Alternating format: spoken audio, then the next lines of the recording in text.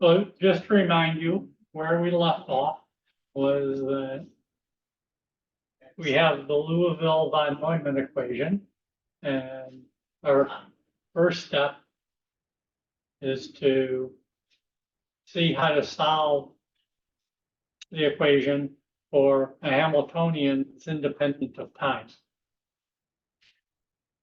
Now, while we may have not the world's greatest familiarity with operators, we do have some familiarity with matrices. So whenever we're stuck wondering what we should do mathematically with an operator, we can always switch to its matrix representation and work things out using matrix algebra, and then convert back to the operator formalism. So I'll just tell you that the expression for sigma, the reduced density operator, at time t depends on the density operator at time 0 through this equation, in which we have the exponential of minus I ht, the density operator at time 0, and the exponential e to the I ht. So this expression, e to the minus I ht, is sometimes called the propagator, because this equation propagates the density operator from an initial time to a final time. Now, to prove that this is right, this expression should satisfy the differential equation, the Liouville von Neumann equation. So we can prove that this is right just by differentiating, and again, applying the chain rule of calculus. So the differential of e to the minus I ht with respect to time is minus I h times e to the minus I ht, just like you expect from normal calculus. Now remember that H is a matrix, so we do have to worry about commutation. Did it matter that I wrote the H in front of the exponential or after the exponential? And in this case, it doesn't matter, because H commutes with this exponential, and we can see that because the exponential operator is defined by its Taylor series. So the exponential of H times T is just a bunch of products of H times T, and H commutes with itself, and therefore H commutes with this exponential. So I could write the H on either side. However, H may not commute with sigma, so I just can't move it around anywhere. But applying the chain rule then, and making use of the fact that H commutes with itself, I can quickly figure out that this satisfies the Liouville von Neumann equation. So it is the solution.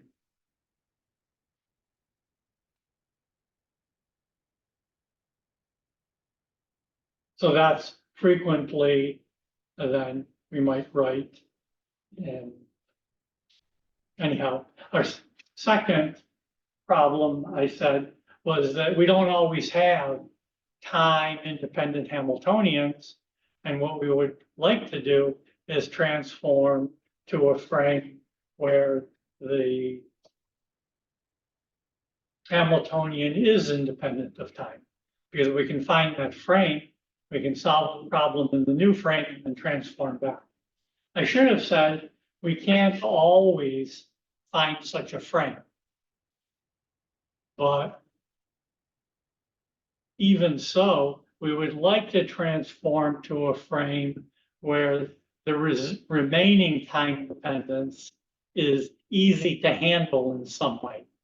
So, for example, a slow variation in time of the Hamiltonian may be easier to handle than a fast variation in time, or a residual Hamiltonian that's of small amplitude maybe easier to handle than a Hamiltonian with large amplitude, even if both are time independent. And later on in the course, Anne will talk about average Hamiltonian theory as one of the strategies for obtaining results when the Hamiltonian is time dependent. But in most cases, we apply some transformation first in order to make the residual time dependence easier to handle than, for example, average Hamiltonian theory. That's just to let you know that what's to come eventually in the course. So the transformation of the density operator that we want to use is mathematically called a unitary transformation. The similarity, also sometimes called the similarity transformation. So U that will do the transformation is an operator or a matrix that satisfies the equation that the adjoint is equal to the inverse. So that's different from Hermitian, right? The Hermitian operator, the adjoint is equal to the operator. Here, the adjoint is equal to the inverse. And you might immediately notice that this exponential e to the minus iht is unitary, because if I take the complex transpose, I just get e to the iht, because h is its own adjoint, and e to the iht is the inverse of e to the minus iht, because if I multiply them together, I just get the identity. So the exponential of a Hermitian operator is a unitary operator. So that's convenient for us because this kind of equation then is guaranteed to be a unitary transformation, but we'll have other unitary transformations. So why a unitary transformation? Or why is it called a similarity transformation? That's because it preserves the norm. So we don't want to change the size of the density operator when we do the transformation from one frame to another, where by size, I mean some kind of norm, like a matrix norm. You don't want to do a transformation that doubles the amount of magnetization you have. We may want to change the orientation of the magnetization in some frame. We may want it to be in a frame that's rotating the magnetization, so the magnetization appears stationary, but the physics would get all awry if we switched into a frame where suddenly, like Alice in Wonderland, Alice became a giant or became microscopically small. So a unitary transformation preserves the norm, or if you like, some mathematical measure of the size. There'll be a subtlety, another subtlety to that you can just keep in mind when we start to talk about relaxation. Now, U in general may depend on time. For example, here, this is a unitary transformation, as we just said, and it clearly depends on time. So there's no requirement that the unitary transformations that we use be independent of time. So now we want to know what the equation is for a transform density operator. So I do basically what I did before. I want to know what the time derivative of the transformed operator is. And that means I have to apply the chain rule to U sigma U minus 1. And I just apply the usual rules. So here I've taken the time derivative relative to the middle term, here the first term, here the third term. Right? The chain rule is derivative of the first times the second, derivative of the second times the first, so on and so forth. Again, I need to be careful about commutation. So here, the first one, I know the answer.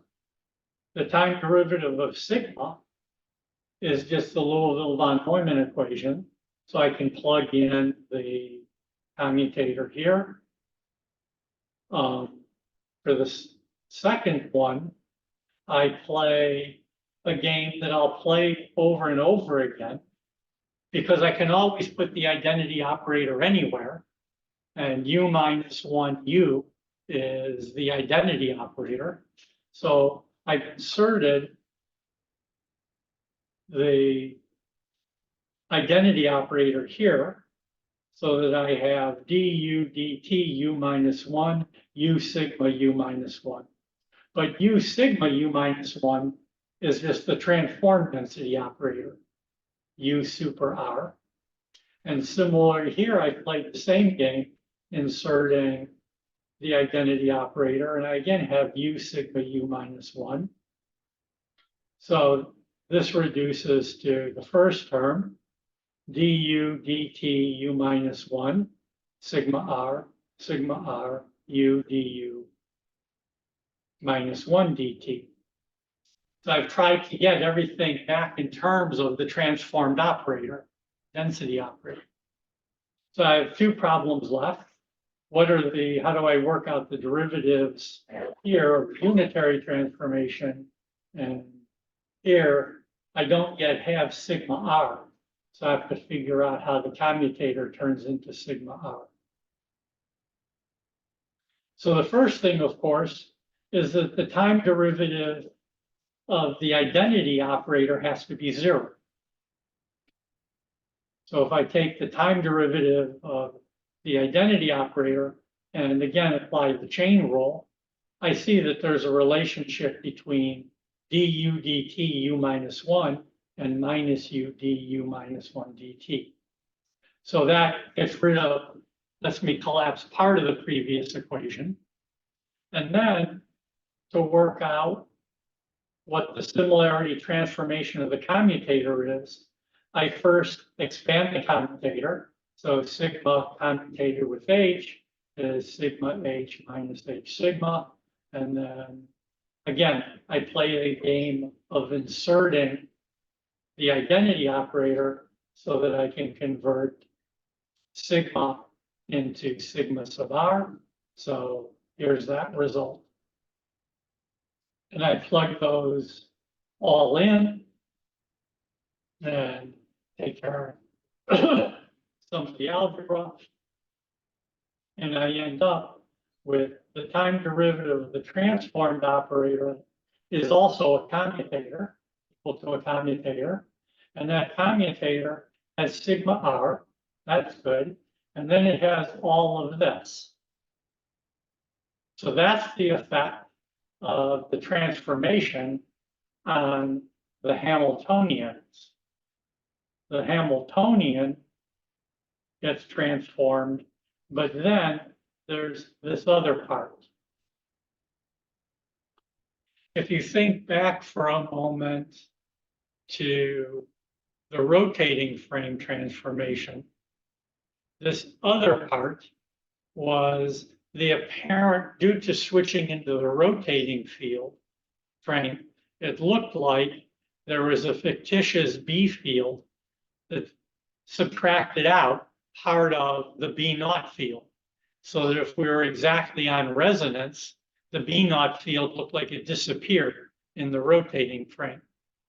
And you're familiar with these kinds of fictitious fields. How many of you have been in the amusement park where you're in the room that rotates and you're pressed against the wall and suddenly the floor drops and you don't go anywhere? And that's because the fictitious field, due to you being in a rotating frame, has created what looks like a countervailing force to gravity. And the machine is designed so that you're stationary. If the machine didn't rotate quite fast enough, you would slowly slide down. There would be a net gravitational field, but it wouldn't be the full gravitational field. So here, remember, our Hamiltonian is dependent on time. And this transformation has created some new time dependence. And remember, our goal was to find a transformation that made the Hamiltonian look independent of time. So our hope is that this u minus 1 minus iu du minus 1 dt is now independent of time. And that will be an effective Hamiltonian that's now time independent. And we know how to solve the equation. And then to get back to the original frame, we just have to undo the similarity transformation. So the trick will be, given some time-dependent Hamiltonian, how do we find a time-dependent similarity transformation such that this quantity becomes independent of time? And if we can, we know how to solve the time-dependent Liouville equation. And it's completely analogous to doing the rotating frame transformation in the block equation, or going to the amusement park and paying your ticket and getting in the ride. But in general, this might be more complicated than the just a rotating frame transformation, because the time dependence might include MAS, for example, or other things. So in the transformed frame, we have an equation that looks just like the Liouville von Neumann equation in the laboratory frame, except we have an effective Hamiltonian. That effective Hamiltonian is here. And if it's time independent, we have the solution in the transformed frame. And then we can undo the similarity transformation to come back to the original frame. Well, that's clear. This is one of the most important kind of theoretical concepts of the class. So let me stop, let you think for a moment, and you can ask questions. Similarly, everybody who's on Zoom, if you have any questions, or Anne, if you think I've said something wrong, now's a good time to correct me.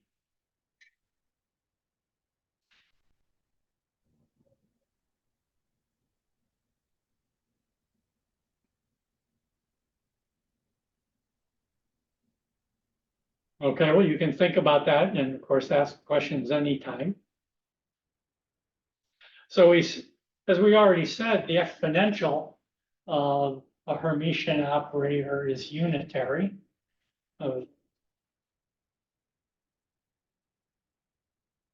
So we can ask, what's the, for example, the effective Hamiltonian if we assumed that our similarity transformation itself came from some Hermitian operator.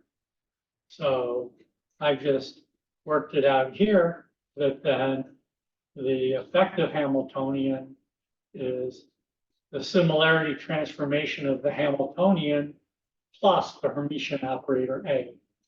And again, if we had a particular time-dependent Hamiltonian H, we would hope we can find a Hermitian operator A such that whatever the time dependence was in the first term, it was canceled by A itself. Now,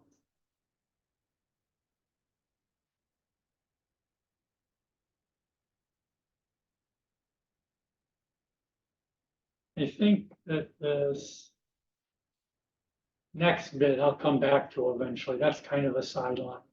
Let's skip it over. Okay, so now we have an approach. if we knew the equilibrium density operator, and we knew the Hamiltonians, and we knew the transformation to make our Hamiltonians independent of time, we can propagate the initial equilibrium density operator stepwise through a pulse sequence, and then measure the observable result. So we need to figure out what the equilibrium density operator is. And in order to do that, it's convenient to at least define a few spin operators to get ourselves going. So remember, operators are matrices. So all the operators have matrix representations. As I said, we're going to, as much as possible, learn to manipulate the symbols, but there are going to be times when we're confused about what the symbols mean, and we'll have to go back to the matrices. So here are the three Cartesian spin 1/2 operators. So IX is an operator. It's not the magnetization.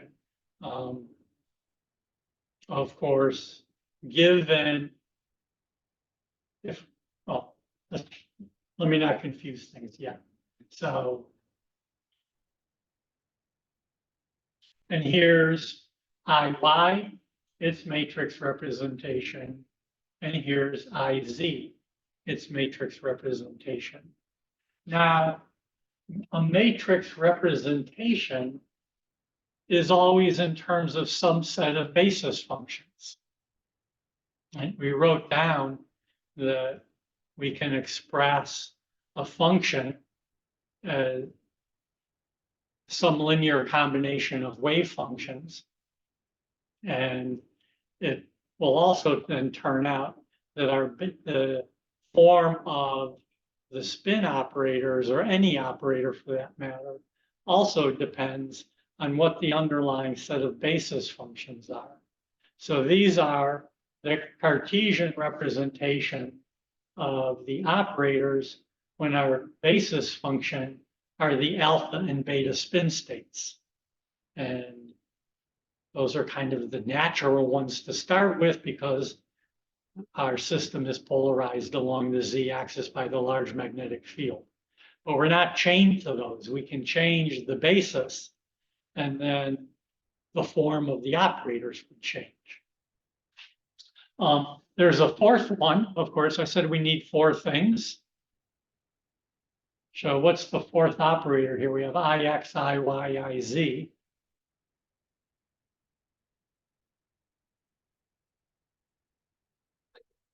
There must be the identity operator, and it's, of course, the diagonal operator, matrix 1, 1, and to be normalized like these operators, it's a half of the diagonal matrix 1, 1.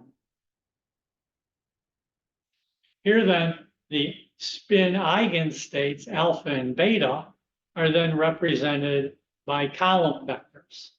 So alpha is the column vector 1, 0, beta is the column vector 0, 1. And if we take the complex conjugate and ask what the bras are, then they're the row vectors, the corresponding row vectors. So we can work out rules then that you might have learned in quantum mechanics by multiplying matrices together. So for example, here, what happens, remember, an operator acts on a function and gives back another function. Alpha is a function, it's an eigenfunction. So what happens if the IX operator acts on alpha? Well, when we think symbolically, we'll remember that IX acting on alpha gives back 1/2 beta. But if we don't remember that, we can work that out by multiplying two matrices together. So if I were to take IX and multiply it from the left onto the column 1, 0, I get 1/2, 0, 1 as the result, and 0, 1 is beta. So this first equation is right. Here, over on the right-hand side, I look at IZ acting on alpha. That's 1/2 of this 2 by 2 matrix. Alpha, I do the arithmetic, and I get back 1/2 alpha.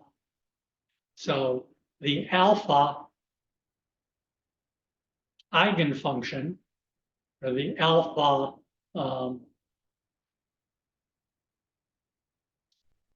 state function, is the eigenfunction of IZ. We get back alpha, and the eigenvalue, 1/2, is just the magnetic quantum number, right? Alpha is the spin state with the magnetic quantum number plus 1/2. And if we do the same thing for IZ acting on beta, do the arithmetic, we get minus 1/2 beta.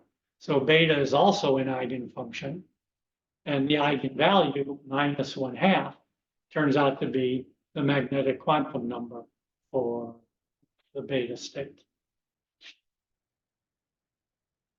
So far, so good. And remember, we can write an arbitrary function in terms of a complete set of basis functions. So here is some arbitrary function, psi, and it's some complex number times alpha plus some other complex number times beta. And again, I can write that as symbols, or I can write it as the vector, and the vector turns out to be C alpha, C beta, as shown on the far right. And again, the bra would be the transpose complex conjugate. So I get the row vector, and the coefficients become the complex conjugates in case the coefficients were complex numbers. Just like I can transform an operator, I can also transform a vector, a wave function. And you saw that the operators transform with this function u, the operator u minus 1. The vector, the wave functions transform just by the similarly transformed u acting on the function. U is an operator, it acts on the function, it gives back a new function. Again, if u is unitary, the new wave function has the same norm. It hasn't been stretched or shrunk. And that makes sense. Remember the wave functions, if we multiply it by their complex conjugate, tell us the probability of the state existing. And we'd be pretty unhappy if we did some transformation and found out that the probability of the state was suddenly 0. So again, the fact that the similarity transforms are unitary is extremely important. And of course, the similarity transformations, because they can be represented by matrices, also have matrix representations. And we can find a particular matrix element of the similarity transformation by forming the contraction, the bra I, the similarity transformation U, the ket J, and that then gives the Uij matrix element. Of course, U acting on J gives back some new function, a transformed wave function that I call J prime. And you can see then the matrix element is the projection of the ith wave function onto the J prime wave function. And this lets us, on the bottom line, show that the expectation value of an operator, remember, we want to measure things. We have a formula for getting the ensemble average from the Hermitian operator, and the bottom line shows that the expectation value in a transformed frame is equal to the expectation value in the untransformed frame. And that's also really handy. Of course, we're measuring something in the lab. How we do the calculation shouldn't change the answer that we measured in the lab. It also means that when we have to do a calculation, we're free to pick the set of basis functions that makes the calculation as easy as possible for us. And that's also a useful trick along the way. Sometimes by thinking about what basis functions you want to work with, you can make your job of calculating much, much easier. So we're getting closer. And if we think about the simplest NMR experiment, the one pulse experiment, we need to know now the initial density operator. So we haven't gotten to that yet. I keep pushing that into the future. We need to know an operator for the initial pulse. And then we need to know the operator for detecting the precessing magnetization. So next, we'll do pulses and rotation operators. So here's our Hamiltonian. It has, if you go and ask, right, a physicist, again, the Hamiltonian comes from minus mu dot B. When we did this before, we had mu to be the magnetic moment, the classical magnetic moment. We had B to be the classical magnetic field. And there's a principle in quantum mechanics that says when you want to get to the quantum mechanical version, you just map everything from their classical representation to quantum mechanical operators. We'll do what would be called semi-classical treatment. We're going to continue to treat the B fields, the magnetic fields, as classical objects, and only the spins are quantum mechanical. When one does that in any part of physics, there's usually something that goes wrong or is missing, that then you eventually have to do the full quantum mechanical treatment, or you have to apply some kind of ad hoc fix. And what eventually will go wrong with treating the magnetic fields classically is that when we come to relaxation, we'll discover that our equations predict relaxation to the saturated density operator rather than the Boltzmann equilibrium. And since we know we have to relax the Boltzmann equilibrium, at that point, we'll put in a correction to fix that problem. Of course, somebody, once upon a time, had to then do the full quantum mechanics to show that that was an okay patch to the theory. But until we hit relaxation, this treatment of the magnetic fields as classical objects won't cause any problems. So this first part, right, is the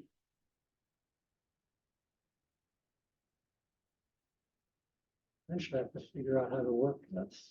Here, right, is the interaction with the B naught field modified by the isotropic chemical shift.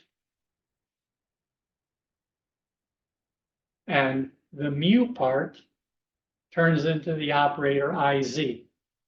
And if you went way back to the beginning, right, we had mu Z was M gamma M, where M was the quantum number, and we're just replacing then with the operator. Similarly, here is the B1 field. Remember, it had an amplitude, this cosine modulation phase, and depending on the phase, we could have sine or cosine modulation,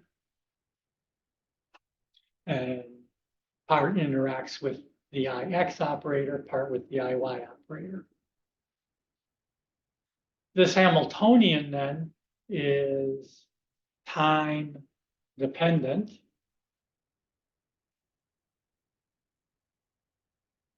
And we want to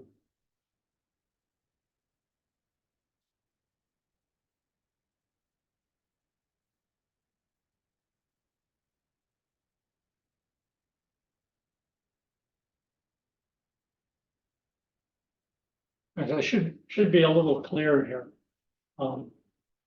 We have in the classical frame, we have mu is a vector and b is a vector. So mu has components mu x, mu y, mu z in the classical frame, and b potentially has bx, by, bz. Bz for us is B naught modified by the chemical shift. Bx is the x component of the B1 field, and By is the y component of the field. Mu x, mu y, mu z, when we take the dot product then, we're going to have mu z times bz plus mu x times bx plus mu y times by. And now we can put the b's are still their classical results, but the mu we have to convert to the operator form. And again, if you look back in the beginning, that had the factor of gamma times m, and now we replace that with ix, iy, iz. So maybe that's a little clearer.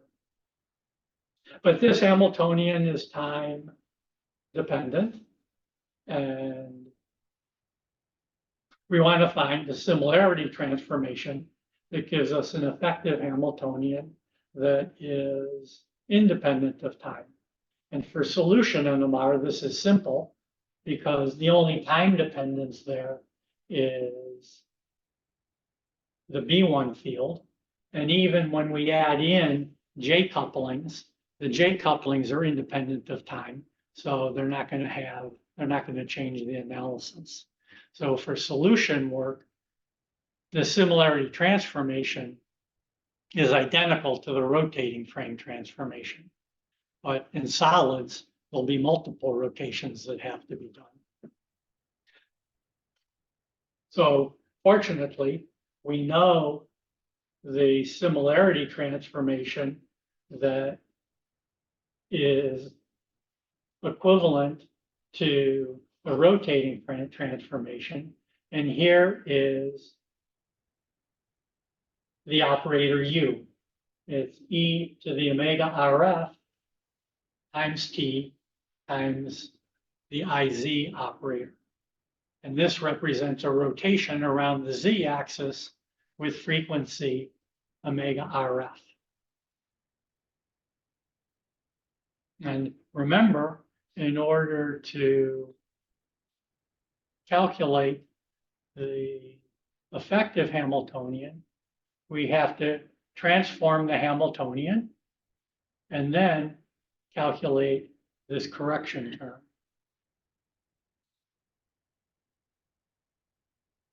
So the first part is relatively easy because IZ commutes with IZ.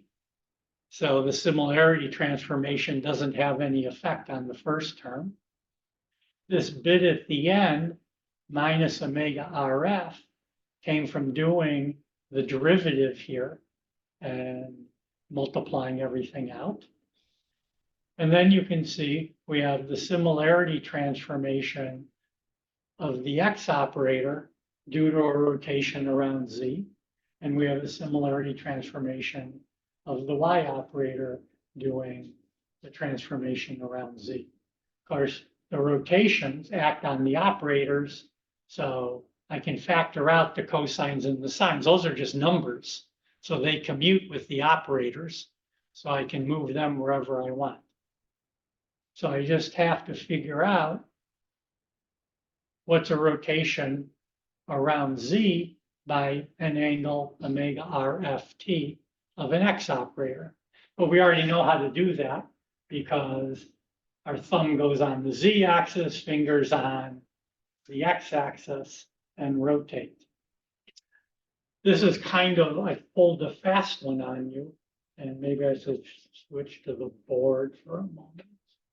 Out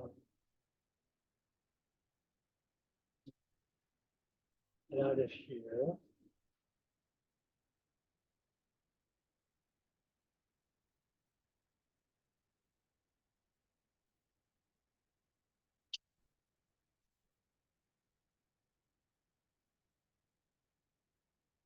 What happened to the Zoom? I think it's still going on your top right. Yes. So I want to switch to Zoom. Yes. There we go.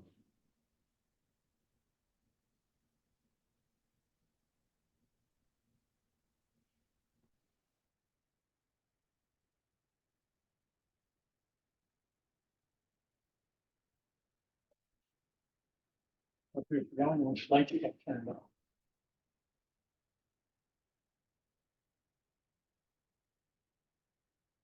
Put it up.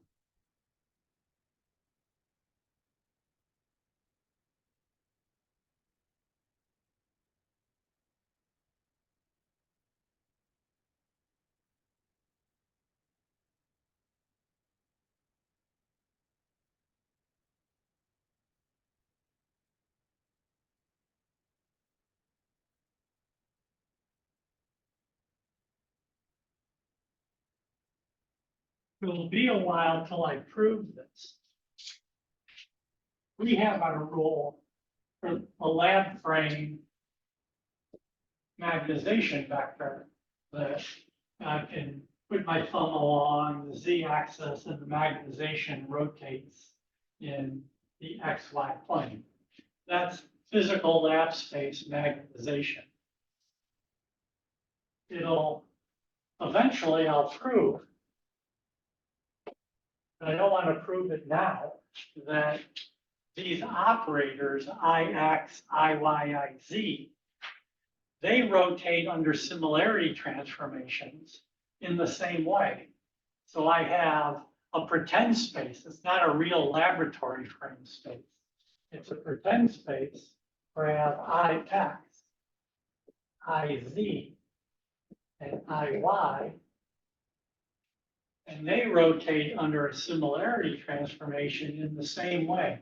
And I can apply the same right-handed rule and work out the trigonometry for converting these three operators into each other.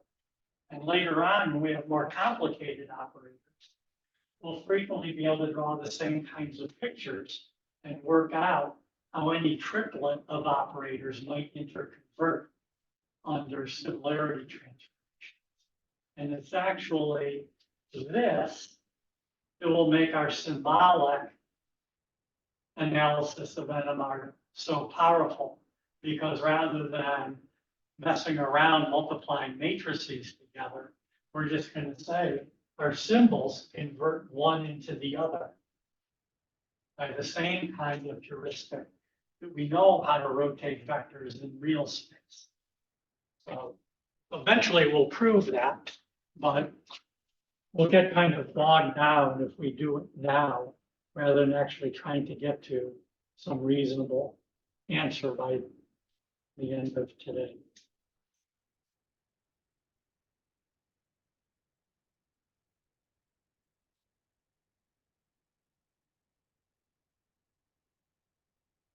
Or I did something that I probably didn't want to do.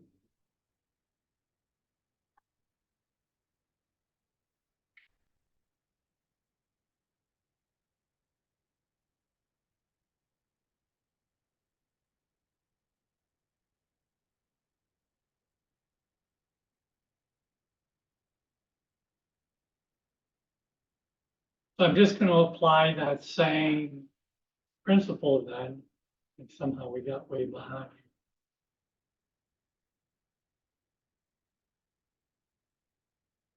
So I'm just going to apply that same principle. So Ix rotates around Z, and I'm left with Ix cosine omega t, omega RFT, plus Iy sine, and then Iy rotates towards the minus x-axis, and Z nothing happens to. So I just plug everything in, do some algebra, and I find, as I had hoped, that the effective Hamiltonian is now independent of time.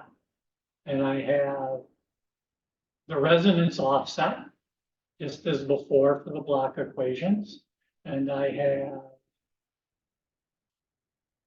a B1 field whose operators are transverse operators, and how much of Ix and Iy I have depends on the phase of the RF field, just like before.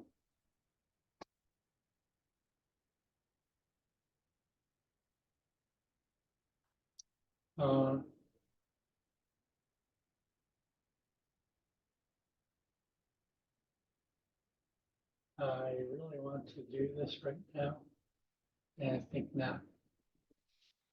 Again, we can come back to that. So suppose we're going to apply an on-resonance pulse. We have on resonance, omega is 0, x pulse, phi is 0. So our effective Hamiltonian is just omega 1 times t times Ix. And I plug into my equation. Now I'm in the rotating frame, which I have a little r there to remind us. And then I substitute in, remember, a frequency times the time is an angle. So omega 1 times t is some rotation angle alpha. And in the literature, that's usually called then with this symbol bold-faced R for operator, sub X for the rotation axis, and then parentheses alpha is the rotation angle. So that's our unitary transformation. Rx alpha is the same as U, and the starting density operator gets rotated to the density operator after the rotation, in this case, after the pulse. And then we can work out, if we want to, what this looks like in terms of other operators. And here I've taken, expanded the exponential in Taylor series and collected up various terms, because if I multiply Ix times Ix, I get something proportional to the identity operator. So all the even powers collapse to some function of the identity operator, and all the odd powers collapse to some function of Ix. That's not so critical. But having done this, I can work out the matrix elements, and I've done that for you. So here are the matrix elements. In terms of alpha, so C here is cosine alpha over 2, S is sine alpha over 2. So if we wanted to do the calculations by multiplying matrices together. Here are all the matrices, but here's the picture, just like the picture I drew on the board for this funny space where we rotate the operators rather than rotating vectors. Again, we can skip that for right now. And then to get started, again, we need to know the equilibrium density operator. And I'm just going to write it down. It is the exponential of the Hamiltonian in the absence of any B1 fields. So we're in equilibrium, divided by the trace of the exponential of the Hamiltonian, all normalized by KT. What's the trace again? The sum of the diagonal terms in the matrix representation. And then it's easiest or convenient to work out the matrix representation of this operator in the eigenbase of IZ, where the functions are just alpha and beta. So we have to work out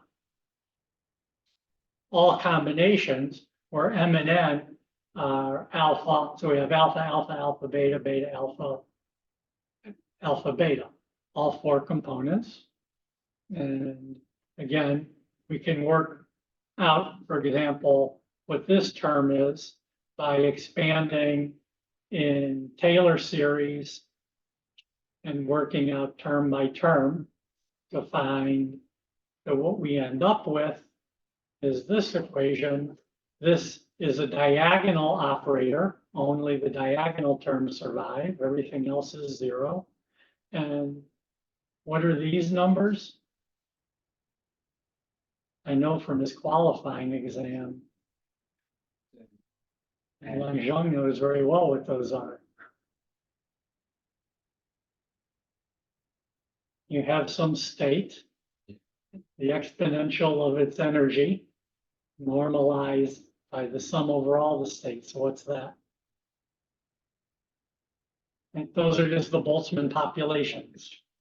So the equilibrium density operator in the eigenbase of IZ, which is the eigenbase of the static magnetic field, are just the Boltzmann populations.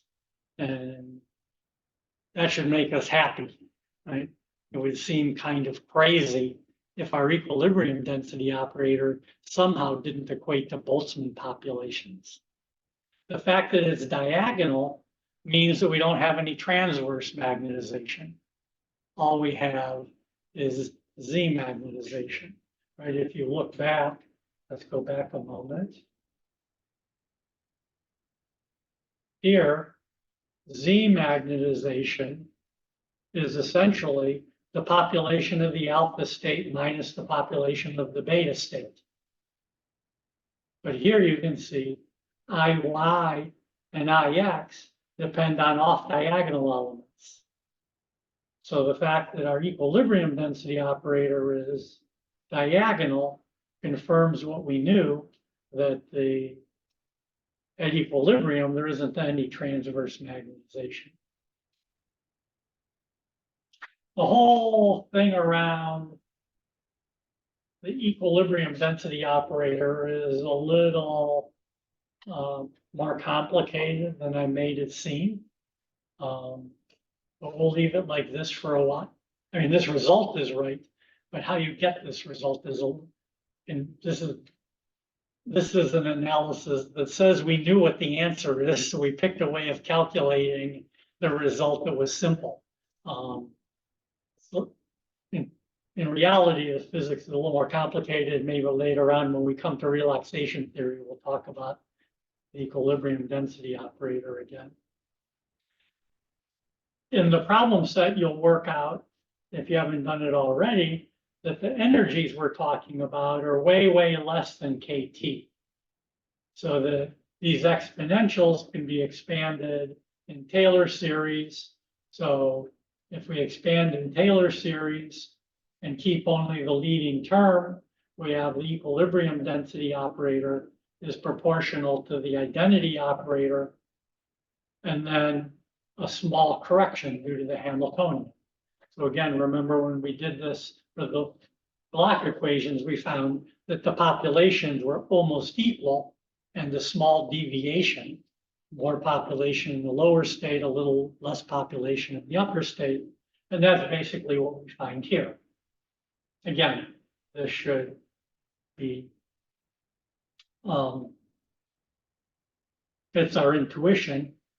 Now, the identity operator isn't going to affect the experiment, or isn't going to affect 99.9% of the experiments. Because if we start with a pulse, the pulse does nothing to the identity operator.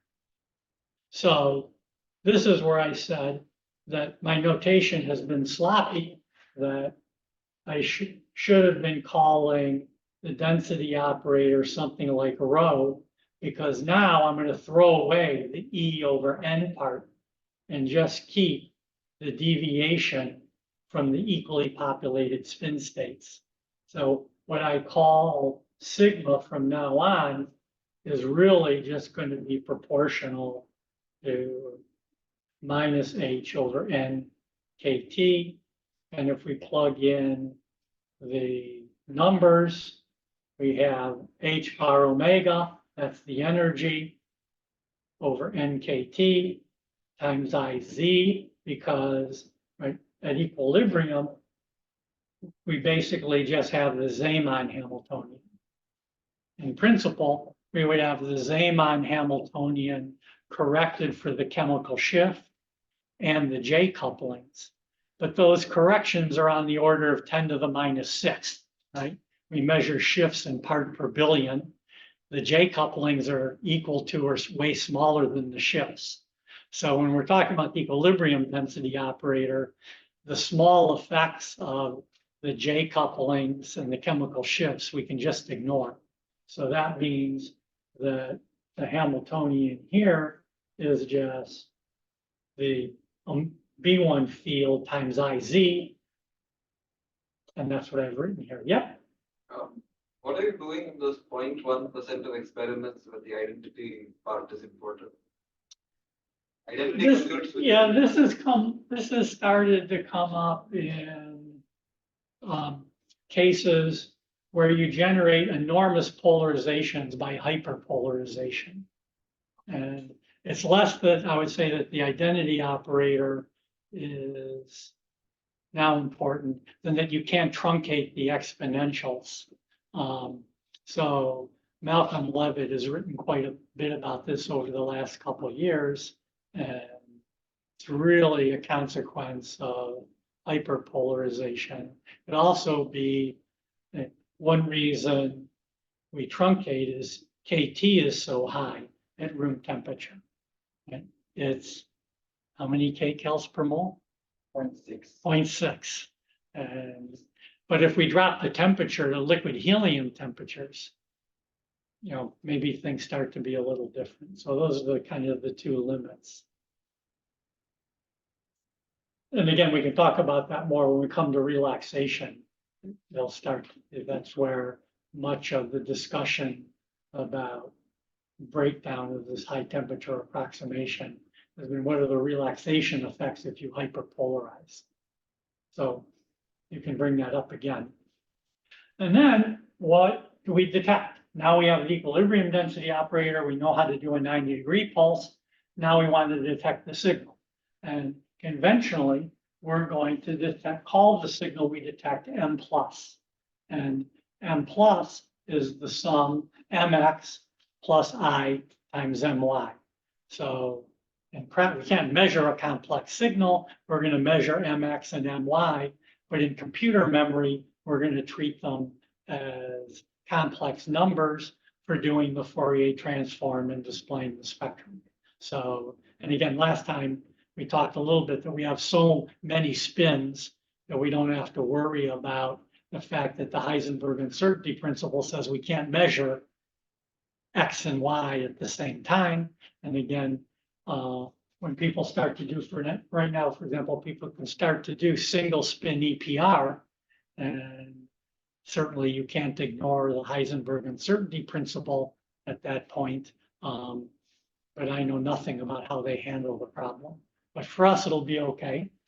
And that says that there has to be an operator M plus, because our recipe for calculating the thermally average signal is to take the trace of our operator acting on the density times the density operator. And then M plus operator is a bunch of constants. So gamma, H bar, N is the number density of spins. Script N there is just the number density. And F plus is the sum of I plus for the different spins we can detect. So when we turn on the receiver, right, you decide, am I tuned for hydrogens or am I tuned for nitrogen 15s?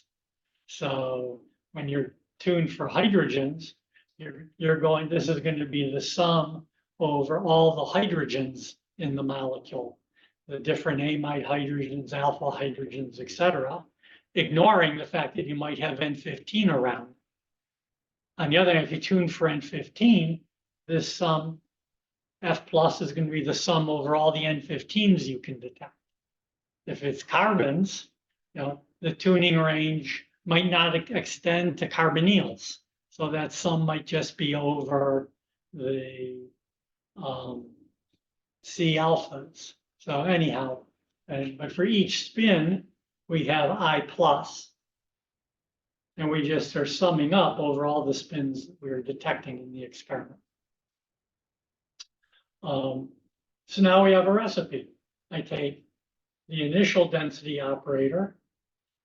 I do a similarity transformation for the starting pulse. And then I take that answer and do a similarity transformation by the detection operator. And that's my signal that I can Fourier transform. And this is all worked out here in sort of gory detail. I should say that this will be also the last time that I write down most of the constants.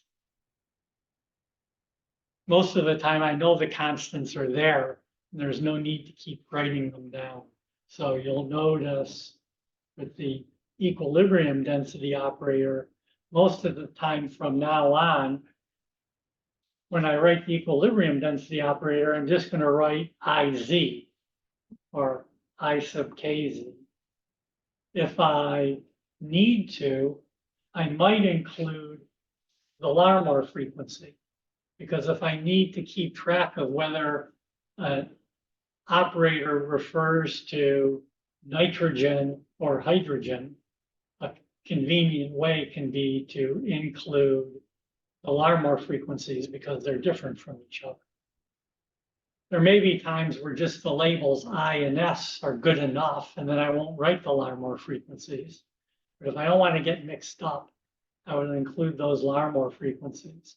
But since H bar, N, K, and T, those I'll almost never write ever again, just for clarity.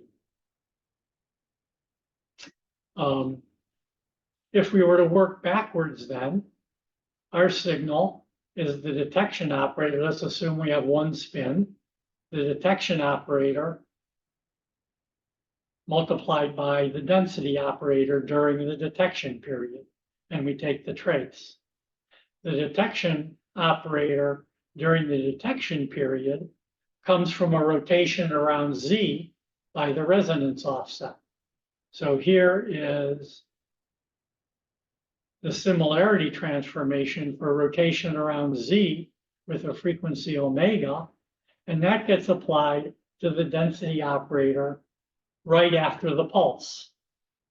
But the density operator right after the pulse was the result of a pulse that rotated around X by 90 degrees, acting on the equilibrium density operator. And the equilibrium density operator was proportional to IZ plus a bunch of other constants. The constants are all numbers. They can be factored out to the front of all of this. So I have IZ. It gets rotated around X, around IX by 90 degrees. And then that result gets transformed around Z with a frequency omega t. So this first transformation gives, by my picture, fingers on IX, or fingers on IZ, thumb on IX. The rotation gives minus IY. So the first result is IY, and the minus sign can come out. And then the rotation around Z, I have minus IY. My thumb is along IZ, and I'll rotate towards plus IX. So I have the minus sign out here, minus is plus IX sine omega t, and I still have minus IY cosine omega t. So I just do these transformations one after the other. You can see that I get this sandwich of rotations writing backwards. So here is the first rotation around X, the second rotation. So sometimes if I want, I multiply those together and get a single similarity transformation if I don't want to do them piecemeal.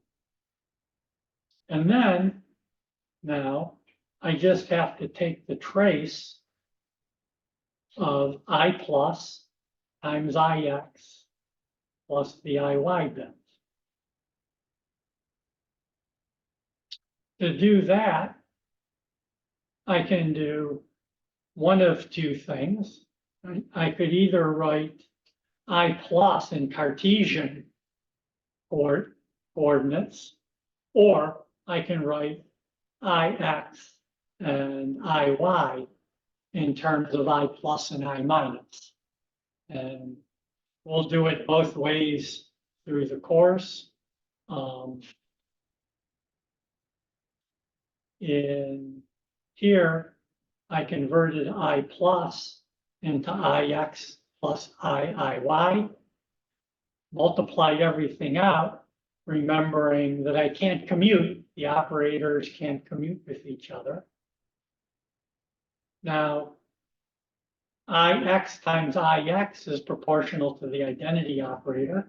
It'll be 1/4 times the diagonal matrix. These operators are orthogonal to each other in the sense that if I multiply two different operators together and take the trace, I get 0. The result of the product is not 0. If I just take the matrix for IX and IY, you'll get some matrix that has, various terms in it.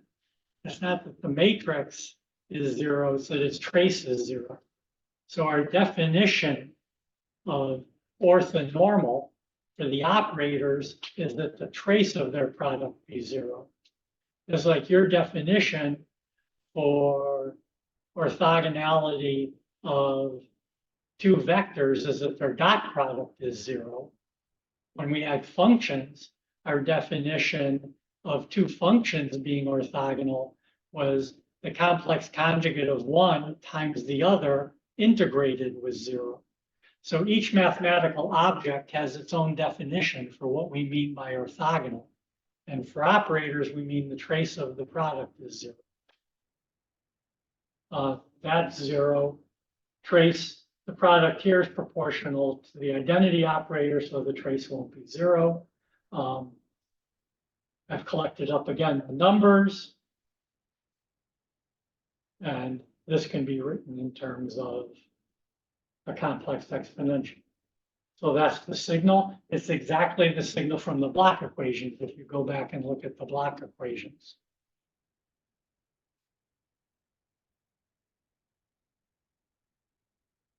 And then we would Fourier transform this and we're done.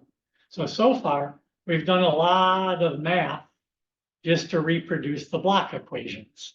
And of course, if we had a single isolated spin, we would never bother with any of this.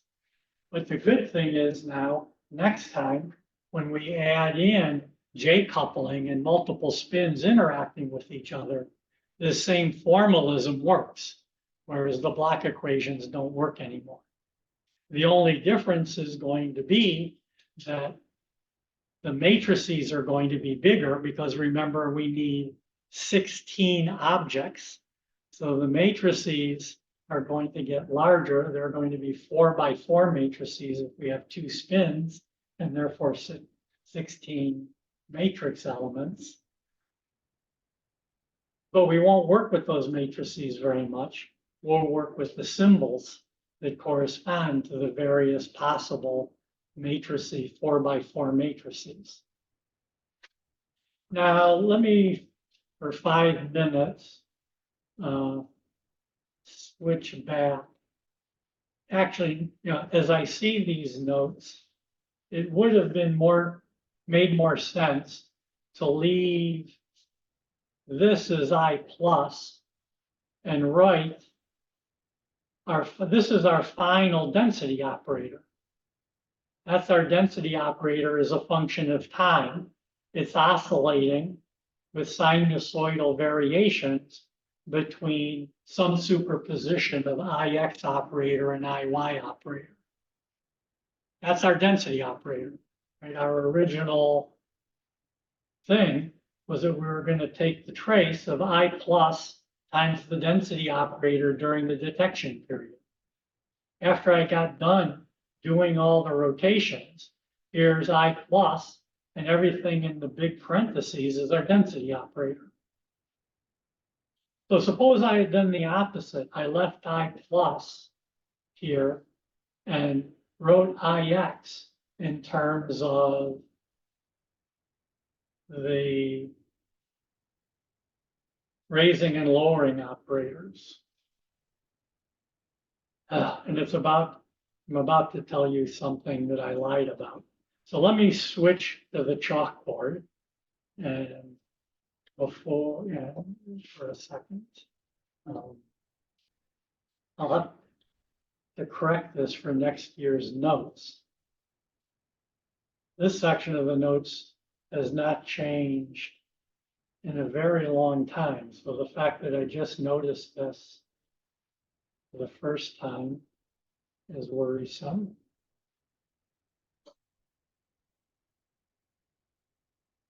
For those of you online, we'll just go another 5 minutes. I hope that's okay.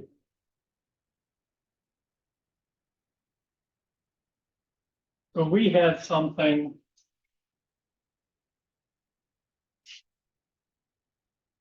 getting again about a zillion constants. We had something I plus IX cosine omega t minus IY sine omega t. Well, I have a minus sign. IX is the sinusoid. IY is the cosine. Oh, I see. Doesn't matter for what I'm going to say. I'll be right. Now, I said something wrong. I said that our definition of orthogonal for matrices would be the trace of the product was equal to 0. But that turns out to be true only for the Cartesian operations. More generally, our definition of orthogonality, if we have 2 operators, it'll be that the adjoint of one times the other, taking the trace, is 0 to 1. So if I have complex operators, I have to take the complex conjugate transpose, and then do the trace operation. When I had IX and IY, they're real, all the elements are real, so that didn't matter, which is probably why I did it that way in the notes. But if I kept this then is equal to I plus Ix is equal to 1/2 of I plus I minus. And what's I take it up? I'm saying T. And Iy is 1/2I plus minus.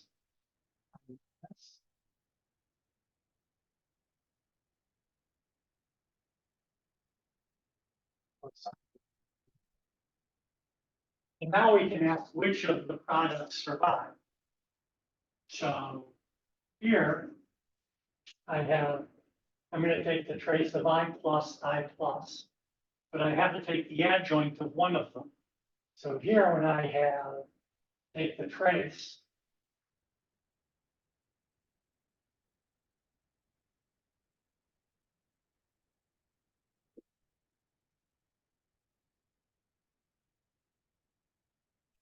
what is that going to be?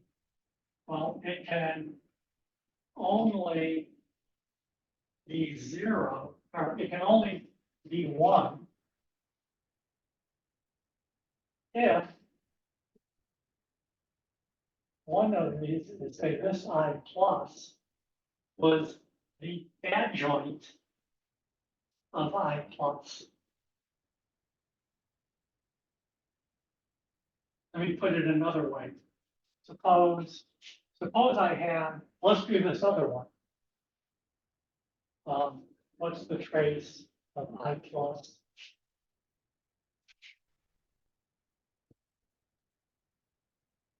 What's this trace? Well, I plus is the adjoint of I minus. So this is I minus adjoint I minus, and by my orthogonality rule, that's equal to 1. So this term survives.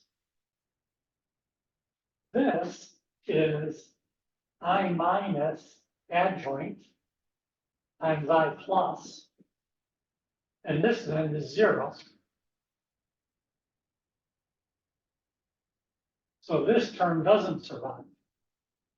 And my result then picks out the part of the density operator that contains an I minus. Same thing will happen over here, of course. So when I think of it this way, I have a density operator, but when I form the trace with I plus, the only pieces of the density operator that survive are the parts that are proportional to I minus. And you might have heard in NMR that we detect I minus.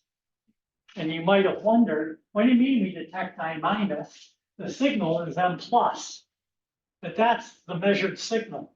The part of the density operator that we detected was proportional to I minus. And that's why in NMR, what he says, we detect I minus. And when you see coherence order diagrams, they all end on -1. And that's because when you do this, the I minus part is going to survive. So I'll have to fix the notes then and do it the other way next time, just to emphasize this, because I was confused about this basically until I wrote a book, because it never seemed like we were detecting I minus. The signal was always M plus. But the signal is different than the density, obviously, than the density operator. Okay, so we can stop there. I'm sorry we went 6 minutes over.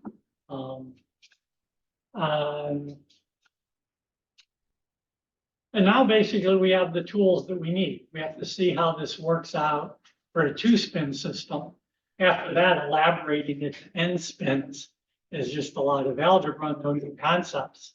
And we'll be ready to analyze quite complicated NMR pulse sequences in the absence of relaxation, right? We haven't talked about, in this formalism, we haven't talked about relaxation yet.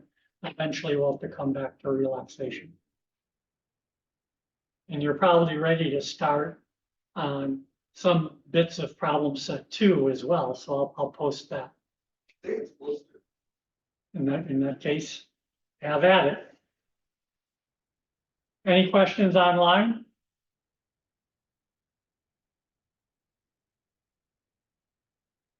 See everybody on